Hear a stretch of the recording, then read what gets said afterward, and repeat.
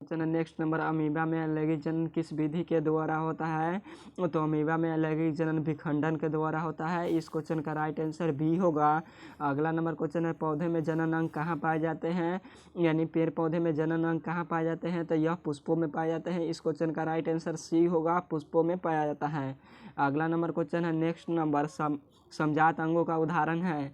समजात अंगों के क्या उदाहरण है? तो हमारा हाथ और कुत्ते का अग्रपात। इस क्वेश्चन का राइट आंसर ए होगा, हमारा हाथ और कुत्ते का अग्रपात। अगला नंबर क्वेश्चन है, विकासीय दृष्टिकोण से हमारी किससे अधिक समानता है?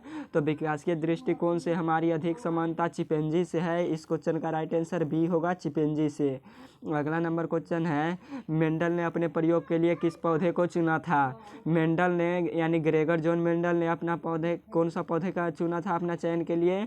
तो मटर का पौधा का चुना था, वो भी साधारण मटर का पौधा। इस क्वेश्चन का राइट आंसर ए होगा। अगला नंबर क्वेश्चन है, निम्न में से कौन बौने पौधे को दर्शाता है? निम्न में से कौन बौने पौधे को दर्शाता है? तो दोनों छोटा हाथी दर्शाता है। इस क्वेश्चन का राइट आंसर सी होगा, दोनों छोटा हाथी। अगला नंबर क्वेश्चन है, कौन सा अभिलक्षण वंशागत नहीं है?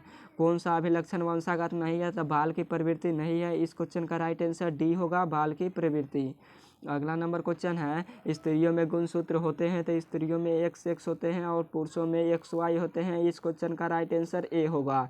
अगला नंबर क्वेश्चन है, द ओरिजिन ऑफ स्पीच नामक पुस्तक किसके द्वारा लिखा गया है? तो यह चार्ल्स डार्विन के द्वारा लिखा गया है। इस क्वेश्चन का राइट आंसर ए होगा। अगला नंबर क्वेश्चन है, किसी जीव की जीनी संरचना क्या कहलाती है? तो किसी जीव की जीनी संरचना जीनोटाइप या कहलाती है, या जीनोटाइप कहलाती है, या जीन प्रारूप कहलाती है। इस क्वेश्चन का राइट आंसर बी होगा, जीनोटाइप या जीन प्रारूप। अगला नंबर क्वेश्चन है, निम्नांकित में से कौन सा अवशेषिक अंग है? तो निम्नांकित में से कौन सा अवशेषिक अंग है? तो ये अपेंडिक्स हमारा अवशेषिक अंग है। इस क्वेश्चन का राइट आंसर डी होगा। अगला नंबर क्वेश्चन है, न्यूक्लियस शब्द किसके द्वारा गढ़ा गया था? तो न्यूक्लियस शब्द किसने दिया था? तो रॉबर्ट हुक ने दिया था। इस क्वेश्चन का राइट आंसर बी होगा। अगला नंबर क्वेश्चन है, हरे पौधे क्या कहलाते हैं? तो हरे पौधे उत्पादक कहलाते हैं। इस क्वेश्चन का राइट आंसर ए होगा, उत्पादक। अगला नंबर क्वेश्चन है, विकासित अंडाशय कहलाता है। जो अंडाशय बिछड़ जाता है वह क्या कहलाता है? तो वह फल कहलाता है। इस क्वेश्चन का राइट आंसर सी होगा। अगला नंबर क्वेश्चन है, ओजोन परत पाया जाता है। तो ओजोन परत कहाँ पाया जाता है? तो वायुमंडल के ऊपरी सतह पर पाया जाता है। इस क्वेश्चन का राइट आंसर बी होगा। अगला नंबर क्वेश्चन है, निम्न में से कौन सा आहार श्रृंखला का निर्माण नहीं करते हैं? सॉरी करते हैं। निम्नलिखित में से कौन आहार श्रृंखला का निर्माण करते हैं? तो घास, बकरी और क्या होता है, मानव, यह दो तीनों करते हैं। इस क्वेश्चन का राइट आंसर बी होगा। घास को कौन खाता है? बकरी। बकरी को कौन खाता है? मानव, यानी खसी वही।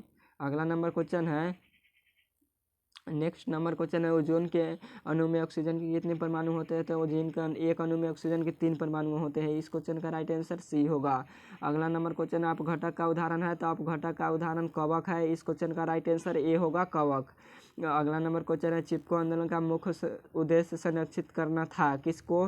तो किसको संरक्षित करना था चिपको आंदोलन के समय? तो वृक्षों को संरक्षित करना था, यानी बचाना था। इस क्वेश्चन का राइट आंसर बी होगा, बचाना था। अगला नंबर क्वेश्चन है, कौन सी ओजोन परत में छेद कर रहा है?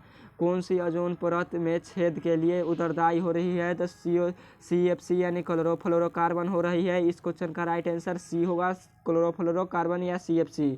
अगला नंबर क्वेश्चन है, चिपको आंदोलन किससे संबंधित है?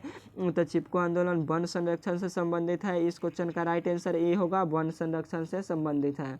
अगला नंबर क्वेश्चन है, निम्नलिखित में से किसके कारण अम्ल वर्षा होती है?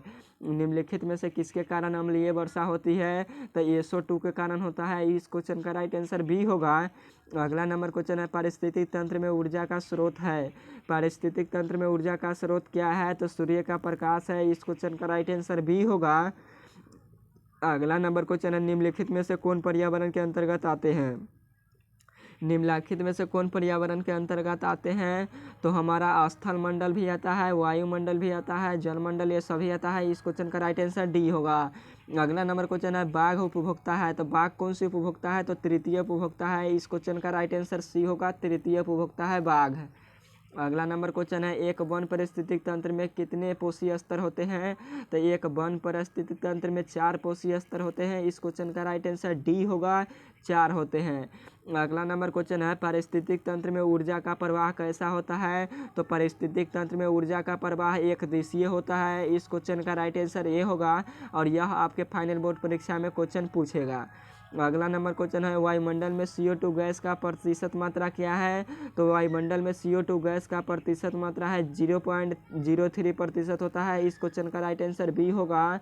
और ऑक्सीजन का पूछता तो ऑक्सीजन 21% होता है लगभग में, और नाइट्रोजन 78% होता है वायुमंडल में। अगला नंबर क्वेश्चन है, नेक्स्ट नंबर, निम्न में से कौन प्राकृतिक संसाधन नहीं है? इनमें से कौन प्राकृतिक संसाधन नहीं है? तो जीवधारी हमारा प्राकृतिक संसाधन नहीं है। इस क्वेश्चन का राइट आंसर डी होगा, जीवधारी। अगला नंबर क्वेश्चन है, यूरो का 2 का संबंध किससे है? तो यूरो 2 का संबंध वायु प्रदूषण से है। इस क्वेश्चन का राइट आंसर ए होगा, वायु प्रदूषण से। अगला नंबर क्वेश्चन है, निम्न में से कौन सा भूमिगत जल का उदाहरण है? इनमें से कौन भूमिगत जल का उदाहरण है? तो कुआं हमारा जल का उदाहरण है भूमिगत। इस क्वेश्चन का राइट आंसर बी होगा। अगला नंबर क्वेश्चन है, निम्न में से कौन उभयलिंगी है? तो इनमें से कौन उभयलिंगी है? तो केचुआ हमारा उभयलिंगी है। इस क्वेश्चन का राइट आंसर ये होगा। तो आज का क्लास यहीं पर समाप्त करते हैं, फिर मिलेंगे नेक्स्ट क्लास में। और उम्मीद करता हूँ आपको यह सभी क्वेश्चन 100% समझ में आया होगा। और यह मोस्ट VVI ऑब्जेक्टिव क्वेश्चन है जो कि आपके फाइनल बोर्ड परीक्षा में बार बार पूछा जाता है। तो ओके बाय, फिर मिलेंगे नेक्स्ट वीडियो के साथ।